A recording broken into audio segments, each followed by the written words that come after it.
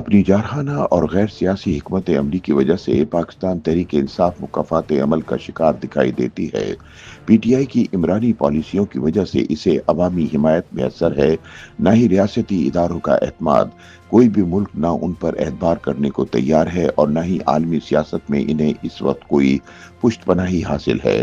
ضد اور ہٹ دھرمی کی وجہ سے عام انتخابات میں کلین سویپ کا دعویٰ کرنے والی پی ٹی آئی کا اب اسمبلیوں سے صفایا شروع ہو چکا ہے۔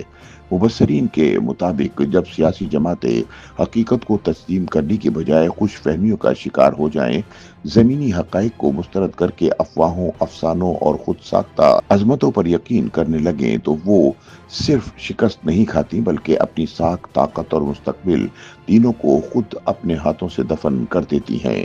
پی ٹی آئی بھی آج بحیثیت جماعت اسی عبرتناک انجام سے دوچار دکھائی دیتی ہے۔ اپنی غیر سیاسی پالیسیوں کی وجہ سے خود کو انقلاب کا پیش خیمہ، عوامی نجات دہندہ اور ریاستی اداروں کی آنکھ کا تارا سمجھنے والی جماعت آج ایوانوں سے بے دخل، عدالتوں سے مایوس، سڑکوں سے غائب اور بیرونی دنیا سے کٹی ہوئی نظر آتی ہے۔ ناقدین کے مطابق اپریل 2022 سے لے کر آج تک پی ٹی آئی کی قیادت نے صرف سیاسی بلنڈر ہی نہیں کیے بلکہ انہوں نے مسلسل ایسی غلط فہمیوں کو پروان چڑھایا جن کی کوئی حقیقت نہ تھی۔ ایسا بیانیہ بنایا گیا جیسے کوئی عالمی سازش بس پلٹنے والی ہے، کوئی نیا عمرانی معاہدہ طے ہونے ہی والا ہے اور جیسے کوئی خفیہ ہاتھ اب بھی کپتان کی واپسی کی راہیں ہموار کر رہا ہے۔ مگر حقیقت میں نہ انقلاب آیا، نہ کارکن نکلے، نہ ٹرمپ نے کال کی، نہ عدلیہ نے ریلیف دیا، نہ اداروں نے دروازے کھولے، الٹا ایک ایک در بند ہوتا چلا گیا۔ عمرانی پالیسیوں کی وجہ سے اب جو کچھ بچا ہے وہ ایک منتشر تنظیم، مایوس کارکن، الجھی قیادت اور بیانیے کا وہ ملبہ ہے جو کسی صورت پی ٹی آئی کی بقا کا ضامن بنتا دکھائی نہیں دیتا۔ اپریل 2022 کے بعد سے جہاں پاکستان تحریک انصاف کی سیاسی حکمت عملی اسے ایک کے بعد ایک مشکل کا شکار کرتی رہی ہے، وہیں پی ٹی آئی کے حامیوں یا نرم گوشہ رکھنے والوں کے تخمینے اور اندازے بھی غلط نکلے۔ پاکستان تحریک انصاف نے ایک تو بلنڈرز پر بلنڈر کیے، دوسری جانب اس کے حمایتیوں نے ایسا ماحول بنانے کی کوشش کی کہ نہ جانے کون سا انقلاب دستک دے رہا ہے۔ کئی مرتبہ ایسا تاثر دینے کی کوشش کی گئی کہ مقتدرہ پی ٹی آئی کے ساتھ بات کرنا چاہتی ہے مگر بانی پی ٹی آئی نہیں مان رہے۔ کچھ حلقوں نے یہ منظر کشی بھی کی کہ بیک ڈور معاملات طے پا چکے ہیں، بس خان صاحب بنی گالہ شفٹ ہوں گے اور موجودہ حکومت کی سختی آنے والی ہے۔ پھر کہا گیا کہ امریکہ میں حکومت کی تبدیلی کے بعد یعنی 2025 کے آغاز سے ہی پاکستان کے سیاسی معاملات بھی تبدیل ہونا شروع ہو جائیں گے۔ تمام امیدیں صدر ٹرمپ سے وابستہ کر لی گئیں۔ ایسا ماحول بنا دیا گیا کہ خود حکومت میں بیٹھی کچھ شخصیات یہ سمجھنے لگی کہ واقعی صدر ٹرمپ کے آنے سے بانی پی ٹی آئی کی رہائی کا دباؤ آ سکتا ہے، مگر سب کچھ الٹ ہو گیا۔ اس مرتبہ بھی صدر ٹرمپ نے پاکستان کی مقتدرہ کے ساتھ بہترین تعلقات استوار رکھنے کا نہ صرف فیصلہ کیا بلکہ امریکی انتظامیہ پاکستان کے ساتھ کئی شعبوں میں شراکت داری کی بھی خواہاں نظر آئی۔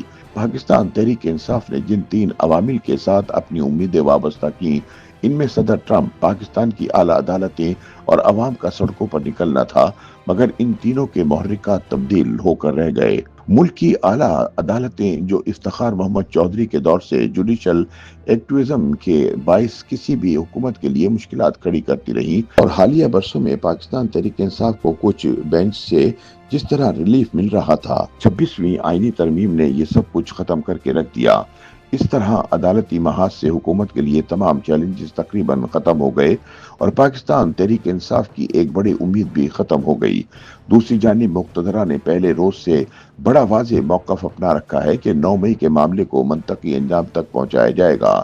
پاکستان تحریک انصاف سے کوئی بات چیت نہیں ہوگی۔ اگر بات چیت کرنی ہے تو پی ٹی آئی حکومت کے ساتھ بیٹھے اور ایسا کرنے پر بھی 9 مئی کے واقعات پر معافی مانگنا ہوگی۔ پی ٹی آئی حالات کو معمول پر لانے کے تمام مواقع گنواتی رہی اور حکومت کے ساتھ بیٹھنے کی آفرز کو ٹھکراتی رہی۔ 9 مئی کے واقعات کو فالس فلیگ آپریشن قرار دیا، معافی مانگنا تو دور کی بات، الٹا اداروں پر الزام لگا دیا۔ جیل سے بانی پی ٹی آئی کے ایکس ہینڈل اور سوشل میڈیا کے لیے ہدایت جاری ہوتی رہی اور اداروں کے خلاف مواد بھی پوسٹ ہوتا رہا۔ تحریک انصاف کا اندازہ تھا کہ مقتدرہ کو دباؤ میں لا کر انہیں مذاکرات کی میز پر لانے میں کامیابی مل جائے گی، مگر इसका असर उल्टा हुआ। ना तो ट्रंप मदद को आए, ना पाकिस्तान तहरीक इंसाफ के कारकुन सड़कों पर निकल सके। मईशत चलती दिखाई देने लगी, मुल्क डिफॉल्ट के बुहरान से बाहर निकल आया। बानी पीटीआई की रिहाई के लिए अब ना तो बैरून मुल्क से किसी दबाव की उम्मीद बाकी है, जबकि ऐवानों से भी पीटीआई की बड़ी आवाजें खामोश हो रही हैं। सड़कों पर निकलने के इम्तहान में भी पाकिस्तान तहरीक इंसाफ 5 अगस्त को मुकम्मल नाकाम रही।